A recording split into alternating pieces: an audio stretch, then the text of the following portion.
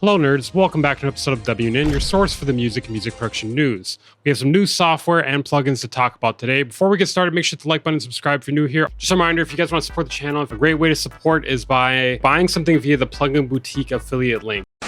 In our first story, Bitwig has released version 6, and oh boy, they're winning the DAW wars. Every time someone releases an update, they're winning the DAW wars. But actually, Bitwig, they're pretty up there, I would say. While Ableton is falling behind with its constant issues that have not been fixed in years, Bitwig is, leveling up. They've updated the looks in Bitwig, which has got to be one of the most important things there is. You look good, you feel good. I feel like shit right now because I got out of surgery yesterday and I'm not even allowed to shower. They also state there are countless changes under the hood, large and small. I call cap on that. It's probably not countless, it is finite. So they claim there's an extensive upgrade to automation editing, which includes smoother editing gestures to new behaviors such as spread and hold. You can now work with automation and clips, opening up new possibilities that make intuitive sense. So you guys know I'm filming this at 5 in the morning. I don't know why. Pressing A switches to automation mode.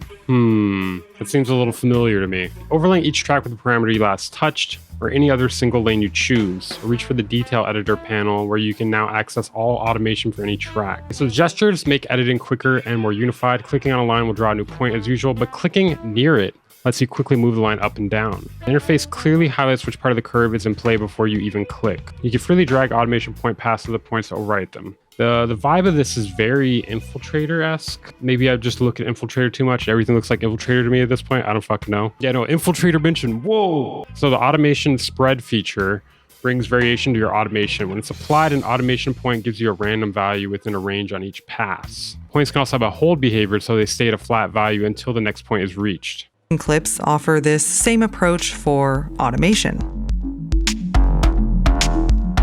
I'm genuinely struggling to tell if this is a real person or AI. Ooh, the end is near, guys. I'm just so distracted by the voice, if I'm being honest here. Damn, that's a sexy ass voice. I wanna fuck that robot.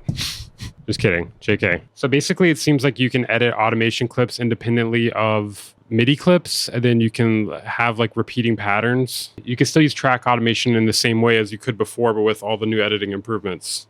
And you can switch between the two pretty easily. I guess I could see that being useful. Like if you can make like automation like preset clips, I guess. That's kind of dope. Fuck, dude. Bitwig shits all over Ableton, I'm not gonna lie. In terms of like features and stability, it's looking grim for Ableton lately. I don't know. Honestly, the only reason I'm still with it, I like to be in an abusive relationship. What can I say? Find you a girl that beats the shit out of you and uses your money. Anyways, I'm getting married to Ableton this fall. I have to ask if you guys are invited though. Probably not. Clip aliases allow you to create structure and sequence in your music. Instead of duplicating a clip across a track, try dragging it as an alias. This means the clips will have a shared fingerprint, what we're calling their pattern. When you edit one, all clips sharing that pattern will be updated and other clip settings remain unchanged. Okay, so from what I understand, editing an alias clip edits all connected alias clips. And this works with audio, note, and automation clips. And they can be used in both the clip launcher and arranger. They'll slip in your workflow without much fuss. Hey, yo. If you still like to copy and paste, you can link identical clips as aliases later. So I'm hoping using an alias maybe is like better for performance too. That would make sense. Just want to say, if I get anything wrong in this video, it's because I've only slept like 5 hours in the past 2 days due to my knee surgery and the pain from my knee surgery.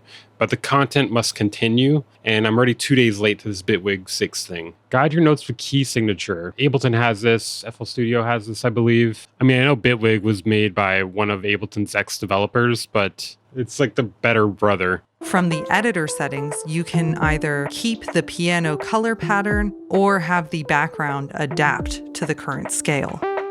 Once you enable snap to key, out notes are painted differently. Oh, I really like that. Basically, when you have a key set, it will show notes that are out of key as like that. I feel like that makes it a lot more obvious than some of the other methods I've seen in DAWs. In the device realm, the original key filter is now legacy, and a new Key Filter Plus has additional options and a matching 23 scale choices.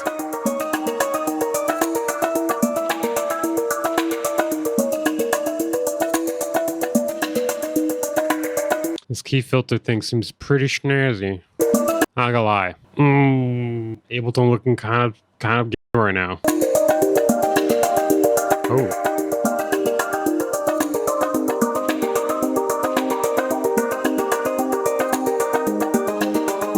I don't know, man. I'm thinking about becoming Team Bitwigger. Am I allowed to say that? I mean, I should be allowed to. I'm white. While most songs don't change key, you can automate your key. If Rick Beato had his way, they all would. I'm not gonna lie. I might go Team Bitwig. I might. I don't know. I have to try it. Try it some more. I mean, I know you can do some of this stuff in Ableton already, but like the way it's implemented is just very interesting. These look like little message emojis. Am I the only one seeing that right now? I need to sleep. Answer your fucking DMs. Again, they're telling us how attractive it's become. All right, we get it. You're hot. Fuck you. Just kidding. No DAW is hot. They're all ugly as fuck. So they claim they've made the interface smoother to navigate and easier to customize to your needs. Yeah, Bitwig, we've improved Bitwig 6's look.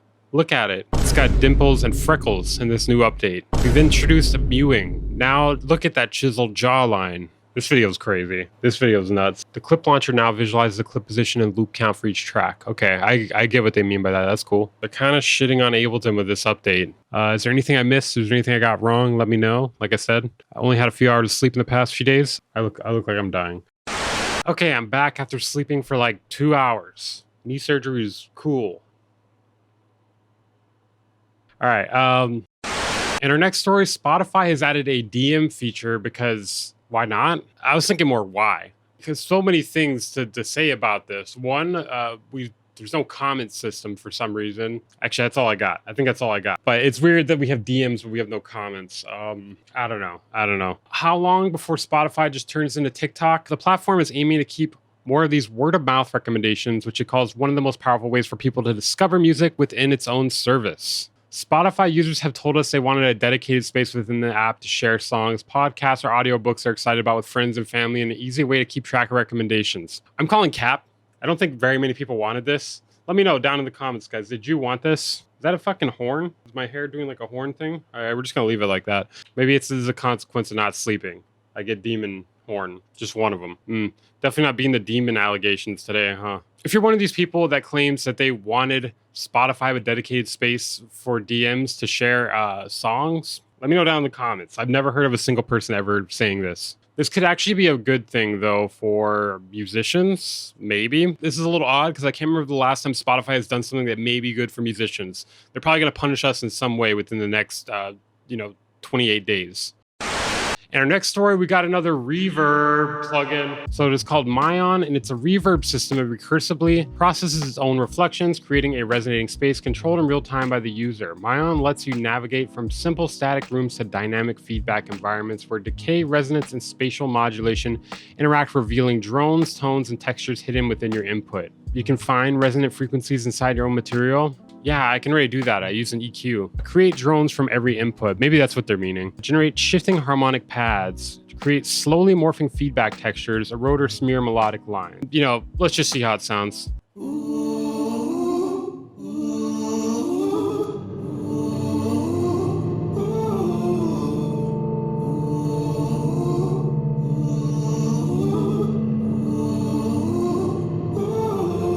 Hey there.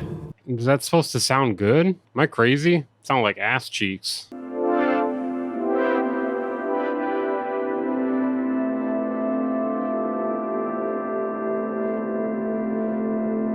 I mean, I can maybe see it being useful for sound design, or if you're like trying to do like some sort of build up or something. Maybe I wouldn't use it to this extent, but you would definitely need to control it for sure with some soothe or dynamic EQ or something, because this could get real out of hand real fast. And now we can also change its character with the size dial.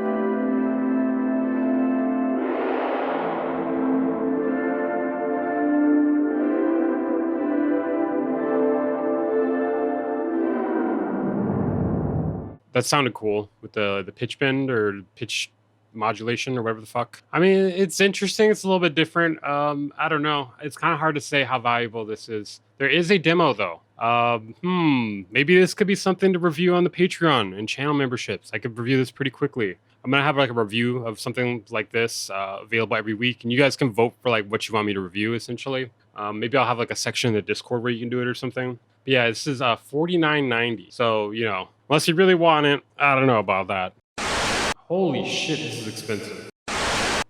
In our next story, we have another library from Native Instruments. This one is known as EROSIA, and it's pretty fucking expensive. Transform the raw mechanics of friction, like scraping, bowing, and grinding into living cinematic soundscapes. I feel like we're hitting rock bottom here, man.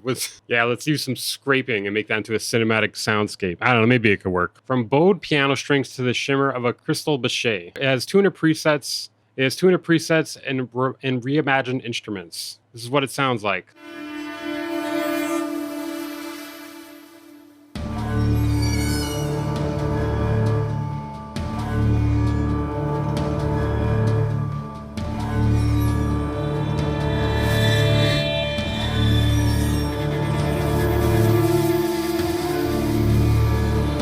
Pretty nice demo, just generally sounds like a lot of other cinematic things I've heard, but I guess the instrumentation is a bit different.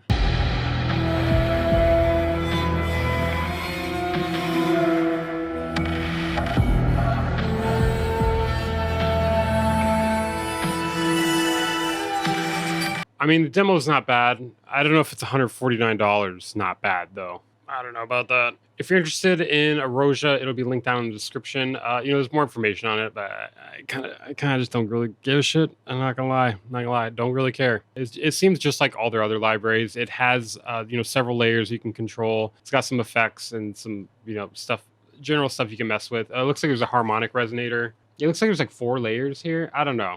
Meh. Okay, guys, that is it for this episode of WN. Make sure to hit the like button, subscribe if you're new here. If you want to support the channel, consider joining my Patreon or becoming a channel member. I'll see you guys next time.